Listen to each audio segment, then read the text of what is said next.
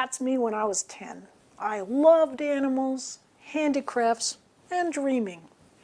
Back then, I was the belligerent queen of anti-math. I neglected, ignored, flunked, and downright hated math and science all through grade school, middle school, and high school. It's strange to realize I'm now a professor of engineering. I enlisted in the Army right out of high school to study language at the Defense Language Institute. That's me at 18, looking very nervous and very focused while throwing a hand grenade.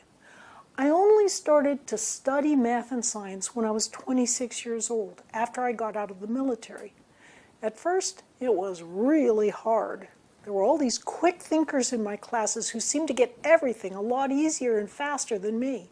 Sometimes I'd take a break for a few months.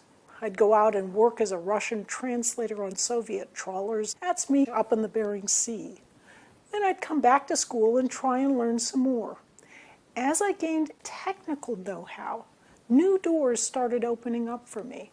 I ended up working as a radio operator at the South Pole Station in Antarctica. That's where I met my husband. I always say I had to go to the end of the earth to meet that man. Here he is after only 10 minutes outside at minus 70 degrees Fahrenheit with a 60-mile-an-hour wind. The wind chill takes it off the charts. Now, I wasn't natural in math and science, not at all. The way I succeeded was to gradually begin to figure out some tricks. But let's back up a step.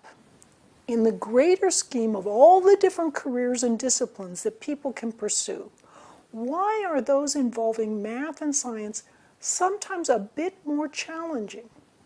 We think it may be related, at least in part, to the abstract nature of the ideas.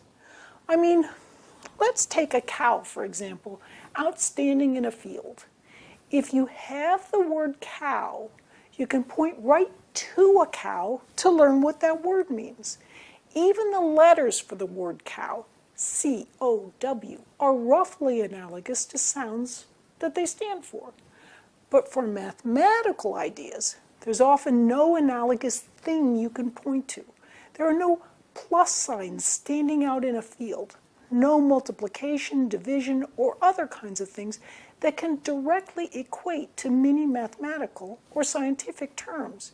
These terms are more abstract, in other words. Well, you might say, yeah, but what about words like love, or zest, or hope? Those are all abstract. Yes, they are. But the thing is, these abstract terms are often related to our emotions. We can feel our emotions even if we can't see and point to concrete examples, like we could with the cow. This means it's important to practice with ideas and concepts you're learning in math and science, just like anything else you're learning, to help enhance and strengthen the neural connections you're making during the learning process. You can see on your left here the symbolic representation of a thought pattern. Neurons become linked together through repeated use. The more abstract something is, the more important it is to practice in order to bring those ideas into reality for you. Even if the ideas you are dealing with are abstract, the neural thought patterns you are creating are real and concrete. At least they are if you build and strengthen them through practice. Here's a way to picture what's going on. When you first begin to understand something, for example, how to solve a problem, the neural pattern you form is there, but very weak, kind of like the faint pattern at the top of our pinball machine analogy here.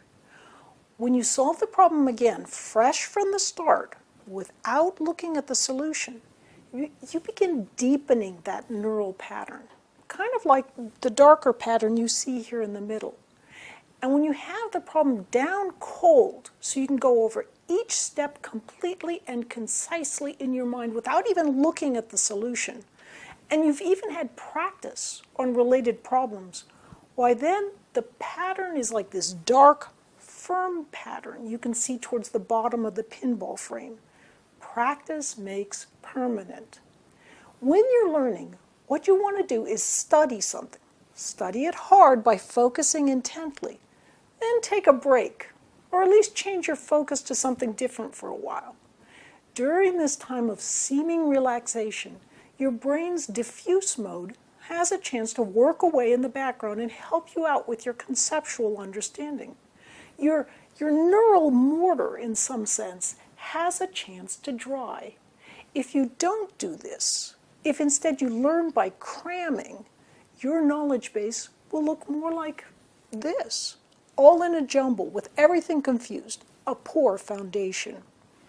If you have problems with procrastination, that's when you want to use the Pomodoro, that brief timer.